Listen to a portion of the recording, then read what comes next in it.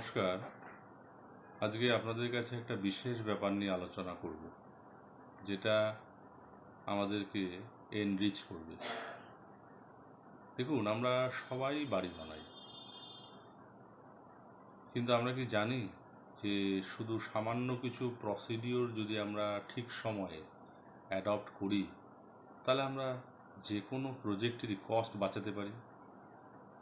কথার কথা বলি, ধরুন আমরা যদি নিজের পক্ষে একটা ৩-৪ কাঠা জমিতে যদি আমরা একটা ৪তলা ৫তলা বাড়ি করতে যাই, যেটা নর্মালি ডেভেলপাররা করে থাকে, তো সেক্ষেত্রে কিন্তু প্রজেক্টটার কস্ট কমসে কম না করেও হলেও ১ কোটি টাকাতে গিয়ে পৌঁছাতে পারে, কম বেশি। আর যদি আমরা নিজের পক্ষে একটা ২তলা বা ৩তলা বাড়ির কথাও চিন্তা করি, তাহলেও কিন্তু তার কস্ট ১৫ থেকে ২০ লক্ষে গিয়ে দাঁড়ায়। অথচ আমরা কি জানি যে আমরা সেই যে প্রজেক্টই হোক, তার কস্ট কিন্তু শুধু কয়েকটা সঠিক উপায় অবলম্বন করলে আমরা বাঁচাতে পারি। দ্বিতীয়ত আরেকটা খুব গুরুত্বপূর্ণ বিষয় বলবো, যে দেখবেন আমরা অনেক সময় বাড়ি বানাই, সেইখানে আমরা খুব সুন্দরভাবে একটা স্ট্রাকচারাল ডিজাইন করার চেষ্টা করি, যাতে সেই স্ট্রাকচারটা সমস্ত রকম লোড যাতে সহজে নিতে পারে সেইভাবে ডিজাইন করা হয়। যেমন একটা স্ট্রাকচারের উপর আমরা বসে আছি, দ্য ডেড লোড, আমরা ঘুরে বেড়াচ্ছি, দ্য লাইভ লোড। স্ট্রাকচারের নিজস্ব লোডটাকে আমরা যদি ডেড লোড কনসিডার করি, এছাড়াও এগুলো সবই ভার্টিক্যাল লোড। এছাড়াও কিন্তু আমরা আর্থকোয়েক লোড অথবা উইন্ড লোড আসতে পারে, যেটা হরিজেন্টালি অ্যাকশান করে। তো এই সব ঘটনাগুলো কিন্তু আমরা ডিজাইনের সময় কনসিডার করি, এবং আমরা স্ট্রাকচারটাকে ওইভাবেই তৈরি করার চেষ্টা করি যাতে সেটা not only vertically resistive, but also it should have sufficient capacity two resist the lateral force. কিন্তু আমরা একটা কথা ভুলে যাই, যে যতভাবেই আমি স্ট্রাকচারটাকে ডিজাইন করি, ফাইনালি কিন্তু সেই স্ট্রাকচারটা লোডটা ট্রান্সফার করবে কিন্তু মাটিতে। কিন্তু মাটির সম্বন্ধে আমরা সত্যিই খুব অজ্ঞ থাকি। আমরা কি জানি যে মাত্র ২৫ মিলিমিটার একটা স্ট্রাকচারে তো অনেকগুলো কলাম আছে, তো সেই কলামগুলো যদি একে অপরের থেকে একটা কলাম যদি মাত্র 25 মিলিমিটার বেশি সেটেল হয়ে যায়, তবে তার জন্য একটা বিম কলামের ফ্রেমে যে পরিমাণ লোডটা আসে, সেইটা অনেক ক্ষেত্রে দেখা যায় যে আর্থকোয়েক লোডের জন্য আমরা বিম কলাম জংশনে যে লোডটা কনসিডার করেছি, তার প্রায় 50%-এর উপরে চলে আসতে পারে, অথচ যেটা তো আমরা ডিজাইনের সময় কনসিডার করিনি। তাহলে কি হবে?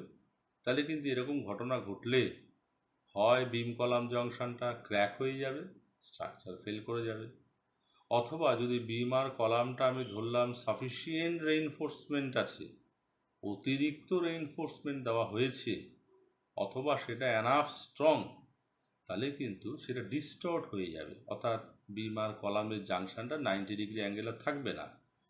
এই ডিস্টরশনের জন্য কিন্তু ওর যে ওয়ালটা, প্যানেলের মধ্যে যে ওয়ালটা, ভার্টিক্যাল ওয়ালটা আছে, সেটাতে যা সেটা ক্র্যাকেজ ডেভেলপ হবে। তো যে কোনো ক্র্যাকেজ রিপেয়ার করতেও কিন্তু আমার হাজার হাজার টাকার খরচা, সেটা লক্ষাধিকও পৌঁছাতে পারে। অথচ আমরা যে উপায়টা অবলম্বন করলে এই সমস্ত বিপদ থেকে বাঁচতে পারি, সেই ব্যাপারে কিন্তু আমরা খুব আনঅ্যাওয়ার থাকি। অনেক জায়গায় আমি দেখেছি যে একটা একতলা বাড়ি সেটাও কিন্তু হেলে যায়, বসে যায়। আমরা যদি নিউ টাউনে যাই, তাহলে দেখব অনেকগুলো বাড়ি হেলে গেছে, একটা দিকে বসে গেছে। আমরা সারা কলকাতা চত্বরে বহু জায়গায় গেলেই দেখতে পারবো এই ঘটনাটার পুনরাবৃত্তি ঘটেছে। এমনকি এই সদ্য গার্ডেন রিচে যেটা হলো, সেটাও কিন্তু বিল্ডিংটা কীরকমভাবে কোলাপস করে গেল, ভেঙে ধসে গেল, এবং যাতে বহু মানুষের প্রাণহানি পর্যন্ত হলো। তাহলে যে জিনিসটা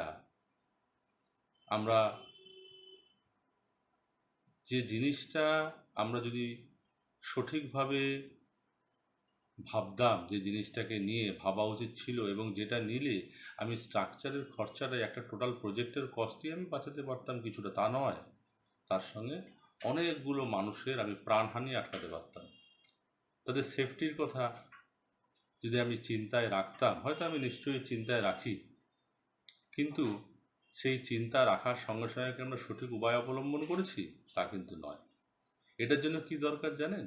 যে আলটিমেট স্ট্রাকচারটা যে মাটিতে লোডটা ট্রান্সফার করবে সেই মাটির ক্যারেক্টারিস্টিক্সটা বোঝা, এটা অত্যাধিক গুরুত্বপূর্ণ বিষয়। কত পরিমাণ লোডে কী পরিমাণ সেটেলমেন্ট হবে এবং সেই সেটেলমেন্টটা ইউনিফর্ম সেটেলমেন্ট আনার জন্য আমার কোন কোন কলামে কী কী ধরনের কতখানি সাইজের ফাউন্ডেশন দিতে হবে, এটা খুব ইম্পর্টেন্ট অ্যানালিসিস করাটা। তাহলে এইবার সয়েল টেস্ট ইনভেস্টিগেশন রিপোর্টটা, এটা কিন্তু আমার দরকার। একটা ইনভেস্টিগেশন রিপোর্ট করতে লাগে মাত্র কিছু টাকা, হয়তো 15,000 মোরাললেস, ছোট জমির ক্ষেত্রে। অথচ সেটা যদি আমার একটা বিল্ডিংয়ে কয়েক লক্ষ টাকা বাঁচাতে পারে, তাহলে কি মনে হয় যে আমরা সত্যি এত বোকা যে আমরা সেই জিনিসটাকে অ্যাডপ্ট করব না? আমরা কিন্তু করব, কিন্তু আমরা জানি না, আমরা অনেকেই জানি না এই ব্যাপারটা।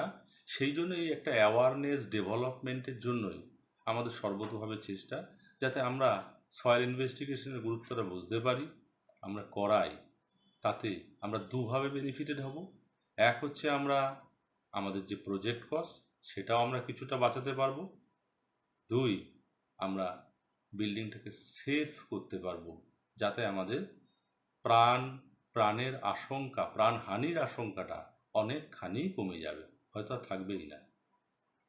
যাই হোক, আমি এই ভ্যালু অ্যাডিশনটা, এই অ্যাওয়ারনেস প্রোগ্রামিংটা আমি কন্টিনিউয়াসলি রাখছি আমাদের সবার জন্য, সবার বোঝার সুবিধার জন্য।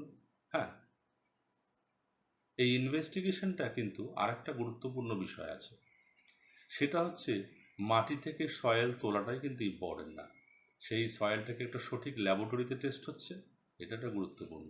এবং তার থেকেও ততোধিক বেশি গুরুত্বপূর্ণ হচ্ছে যে এই যে ইনভেস্টিগেশন রিপোর্ট, অর্থাৎ আমাদের যে সয়েল স্যাম্পেল কালেকশন হলো, তারপর যে তার টেস্টিং হয়ে রিপোর্ট আসলো, সেইটা দিয়ে আলটিমেটলি যে সয়েল রিপোর্টটা তৈরি করা হয়, যেটা একমাত্র একজন খুবই অভিজ্ঞ, যার বহু বছরের অভিজ্ঞতা আছে এবং তার সেই বিষয়ে প্রচুর পড়াশোনা রয়েছে, সেই মানুষের পক্ষে কিন্তু করা সম্ভব। তাই এই ব্যাপারেও আমাদের সতর্ক হতে হবে যে সয়েল ইনভেস্টিগেশনটা যেমন গুরুত্ব বুঝতে হবে, তেমন কাকে দিয়ে করানো উচিত সেই গুরুত্বটাও কিন্তু বুঝতে হবে। এই দুটো যদি সঠিকভাবে আমরা ভাবতে পারি, তাহলেই কিন্তু আমরা সঠিকভাবে আমাদের প্রতিটা প্রজেক্টের কস্ট বাঁচাতে পারি এবং আমাদের বিল্ডিং ভবিষ্যতে কোলাপস হয়ে যাওয়া অথবা তার পরে যে অত্যাধিক প্রাণহানি হওয়ার আশঙ্কা থাকে, সেই দুটো সাইড থেকে কিন্তু আমরা বাঁচতে পারি। আমি আশা করব এগুলো আপনারা নিশ্চয়ই আমি আপনাদের বোঝাতে পেরেছি। এবং তার সঙ্গে আমি অনুরোধ করব যে আমরা আমাদের যে ওয়েবসাইট, তাকে আমরা বিভিন্ন ব্লগ লিখে, এই ব্লগগুলো প্রধানত এই ব্যাপারে অ্যাওয়ারনেস ডেভেলপ করার জন্য। আপনারা আমাদের ওয়েবসাইটে আসুন এবং আপনারা সেই ব্লগগুলো দেখুন, যেটা দেখে আমরা আশা করছি যে আপনারা কিন্তু এই সিভিল ইঞ্জিনিয়ারিং অ্যাওয়ারনেসগুলো আমাদের প্রত্যেকের মধ্যেই ডেভেলপ হবে। অনেকগুলো বিষয় নিয়ে আমরা আজকে আলোচনা করলাম। বিষয়ের গুরুত্বটা আমরা নিশ্চয়ই আপনাদের বোঝানোর জন্য পুরোপুরি চেষ্টা করেছি এবং আশা করছি আপনারা অনেকটাই হয়তো ধরতে পেরেছেন।